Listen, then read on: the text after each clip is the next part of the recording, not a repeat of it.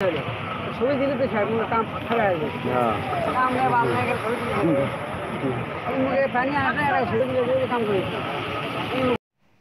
আসসালামু আলাইকুম, সবাই কেমন আছেন?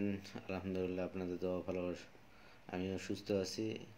এবং আপনারা জানেন আমি একজন মালয়েশিয়া প্রবাসী, তাই একটু কেএলসিতে ঘোরার জন্য আমি আমার ভগ্নী জামাই এসে কেএলসিতে ঘুরতেছি এবং ঘুরে দেখব এবং আপনাদেরকে দেখাবো।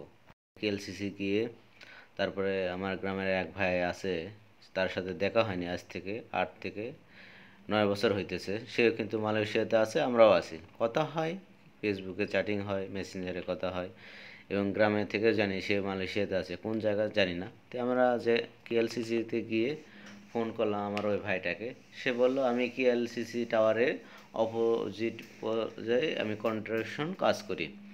তো ঠিক আছে, আমরা ওখানে গেলাম, গিয়ে একটু ঘুরলাম, ঘুরে ফিরে তারপরে আমার ওই ভাইটাকে কল করলো আমার বড় বোনের স্বামী, সে এলো এবং তিনজন মিলে উপভোগ করলাম যে কেমন লাগে এগুলো।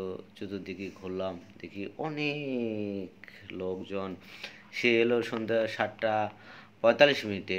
আসার পর যখন মাগরিব শেষ হয়ে গিয়ে রাত নামলো, রাত নামার পরে দেখি যে এত টুরিস্ট এসেছে এই কেএলসিসি রাত্রে। সিনাররা মানে আলো লাইটিং এবং একটা ঝর্ণা আছে, ঝর্ণার পানিগুলো ফিউচার দেখুন, ওগুলো এককটার ঝর্ণার একক কালার মানে সেট করা আছে বাতিগুলো, আর সেগুলো দেখতে এত সুন্দর যে যা আপনাদের দেখানোর জন্য কিন্তু এই ভিডিওটা আমি তৈরি করলাম। যে এত সুন্দর সিনারটা আর এত লোকজন, ছেলে মেয়ে বয়স্ক সবাই দেখার জন্য, উপভোগ করার জন্য অনেক সুন্দর লাগলো। অনেক মানে কি বলবো, অনেক একটা মানে সুন্দর সিনারিটা ছিল। এবার রাত্রি যাপন করা হলো, তারপরে ওগুলো দেখে শিখে আমরা আরও একটু ঘুরলাম, ছবি টবি